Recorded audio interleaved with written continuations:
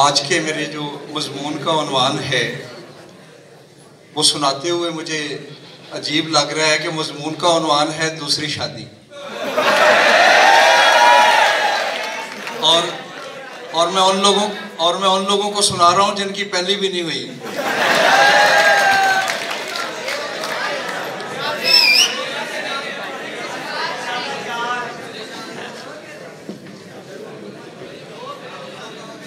दूसरी शादी।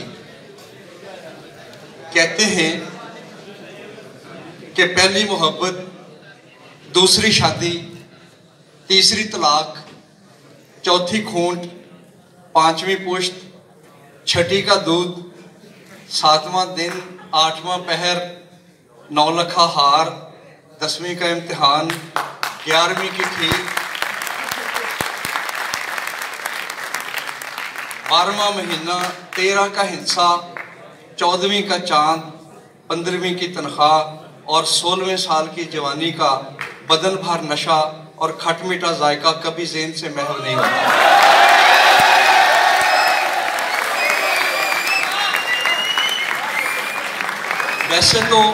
वैसे तो ये सारे मौज़ूआत ऐसे हैं कि इनसे एक एक पे चटखारेदार मजमून लिखा जा सकता है, लेकिन आज मैं दुनिया भर के शौहरों का दिलपसंद मौजू दूसरी शादी के मौजू पर अपनी तहरीर आपकी खिदमत में पेश करता हूँ। हमने सुन रखा है कि किसी भी मर्द के तन से जान पहले निकलती है और दूसरी शादी की हसरत बाद में। हमारा तो एक सदाबहार कंवारा और आवारा दोस्त किसी ज़माने में दूसरी शादी की शान में इतने कसीदे पढ़ा करता था कि हमें खदशा पैदा हो गया कि कहीं ये अजीज़ी दूसरी शादी पहली से भी पहले ना कर गुजरे। दूर क्या जाना, हमें तो अपने इर्द गिर्द ऐसे शौहर हमेशा कतार अंदर कतार दिखाई और दुहाई देते मिलते हैं जो अपनी बैंड बाजे और वीर मेरा घोड़ी चढ़िया वाली बाकायदा शादी के बावजूद बकौल शायर इसी हसरत में ज़िंदगी गुजार देते हैं। जानता हूँ कि नहीं हो सकती दूसरी शादी मेरी, फिर भी लब पे आती है दुआ बन के तमन्ना मेरी।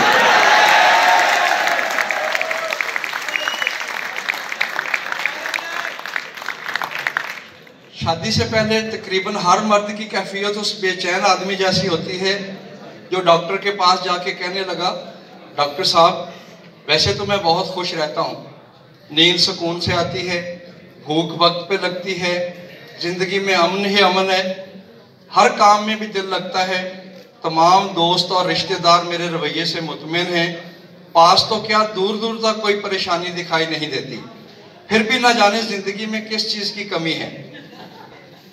डॉक्टर ने उसकी पूरी राम कहानी पूरे तहम्मुल से सुनने के बाद फरमाया, मिस्टर मैं आपकी बीमारी समझ गया हूँ, आपकी ज़िंदगी में विटामिन सी की कमी है।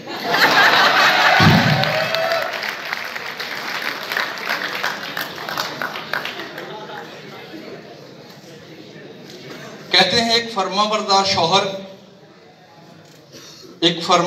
शौहर ने इलायची सुपारी वाला पान खरीदकर बीवी हजूर की खिदमत में बड़ी मोहब्बत के साथ पेश किया तो बेगम ने पूछा, आपने अपने लिए पान क्यों नहीं लिया? शौहर नहायत रसान से बोला, बेगम मेरा क्या है, मैं तो वैसे भी खामोश रह सकता हूँ। रोज़मर्रा ज़िंदगी में तो बाज़ हज़रात खानगी हालातों वाक़यात से इस कदर हिरासा दिखाई देते हैं कि उनकी अशक शोई बाकायदा सवाबे दारैन के दायरे में दाखिल होती दिखाई देती है। ऐसे ही एक दोस्त को देखकर हमने वजह पूछी तो कहने लगा, यार क्या बताऊं, बेगम से किसी बात पे झगड़ा हो गया था, उसने कहा था मुझसे पूरे 30 दिन बात नहीं करना। हमने अपने ज़ाती तजर्बे की रोशनी में समझाया कि भाई इस बात पे तो ना सिर्फ तुम्हें खुश होना चाहिए बल्कि हो सके तो खुदा के हजूर सजदा रेजी की भी कोई गुंजाइश निकाल लो। नहायत रिक्कत अंगेज लहजे में बोला, वो तो सब ठीक है लेकिन यार आज 30वां दिन है। फिर उस MA इकोनॉमिक्स शौहर का किस्सा तो आप सब ने सुन रखा होगा, जिसने अपने इल्मी और कारोबारी निज़ाम में अपनी सास को ख़त लिखा कि मोहतरमा आपकी प्रोडक्ट मेरी रिक्वायरमेंट के मुताबिक नहीं निकली, इसकी परफॉर्मेंस बिल्कुल मेयार के मुताबिक नहीं, आप जल्द से जल्द इसका मुतबादल भिजवा दें या मेरी कुल लागत वापस कर दें। सास भी कोई कच्ची गोलियां नहीं खेली थी, उसे भी मालूम था, उसे भी इस होम इकोनॉमिक्स का 30 साल तजर्बा था। उसने जवाब में लिखा, सुनो मिस्टर, इस प्रोडक्ट की वारंटी डेट एक्सपायर हो चुकी है।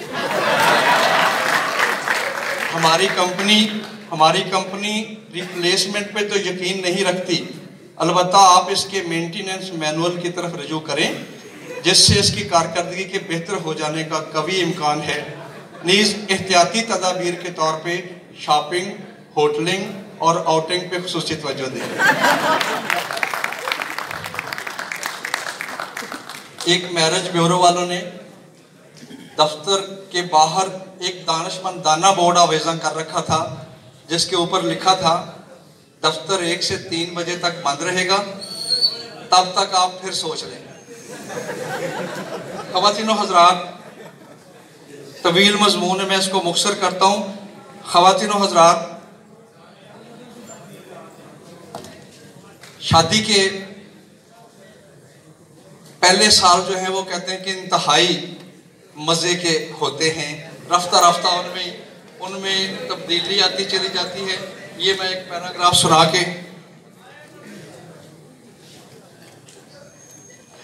ऐसे ही एक तजर्बाकार शौहर ने मियाँ और बीवी के दरमियान ताल्लुकात और लहजों के साल ब साल बदलते ग्राफ का क्या आजमूदा और कमाल नक्शा तरतीब दिया है। ज़रा गौर से सुनिए, मेरी तरह आपको भी शादी के इन पहले 7 सालों में आप बीती का मज़ा ना आए तो पैसे वापस। शादी के पहले साल आपकी बीवी ने यकीनन आपके कानों में यूं रस घोला होगा, मैंने कहा था जी खाना खा लेते, आपने काफ़ी देर से कुछ नहीं खाया। दूसरे साल इरशाद होता है, आप कहें तो खाना लगा दूं। तीसरे साल में हाल यूं होता है, खाना बन चुका है, जब खाना हो बता देना। चौथे साल लहजे में इस तरह की बेनियाजी दार आती है, खाना बना के रख दिया है, मैं सोने जा रही हूँ, जब दिल चाहे गर्म कर लेना। और 5वें साल तक आते आते मजाज में कतईयत का रंग चोखा हो जाता है, मैं कहती हूँ मुझसे आज खाना नहीं बनेगा, होटल से ले आना। छठे साल में तो अच्छी खासी फाइन आर्ट्स जैसी बीवी भी JIT का रूप धार लेती है।